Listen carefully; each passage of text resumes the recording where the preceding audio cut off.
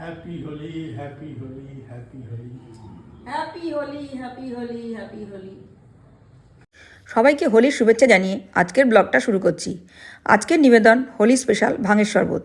এর জন্য কী কী লাগছে সেটা একটু দেখে নিন।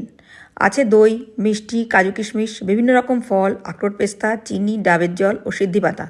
আর এর জন্য নিয়েছি 1 লিটার দুধ। এটা আমি আগেই জাল দিয়ে ঠান্ডা করে নিয়েছি। এবার ভিজিয়ে রাখা সিদ্ধি পাতাটাও বেটে নিলাম। বাটার পর ঠিক এইরকম হবে দেখুন। এবার একে একে ফলগুলো যেমন আপেল, আঙুর, কলা একটু ডাবের জল দিয়ে বেটে নিলাম। ঠিক এরকম হবে। এবার মিষ্টি দই, সন্দেশ, কাজু কিশমিশ, চিনি ও বাকি ডাবের জল দিয়ে বেটে নিয়েছি। এবার দুধের মধ্যে প্রথমে ফলের পেস্ট, তারপর দই মিষ্টির পেস্ট, পেস্তা আখরোটের কুচি, শেষে 2 চামচ সিদ্ধি পাতা বাটা দিয়ে হাতা দিয়ে নেড়ে চেড়ে খানিকটা সন্দেশের গুঁড়ো দিলাম। এবার গ্লাসে তুলছি দেখুন, সবাইকে দেবো।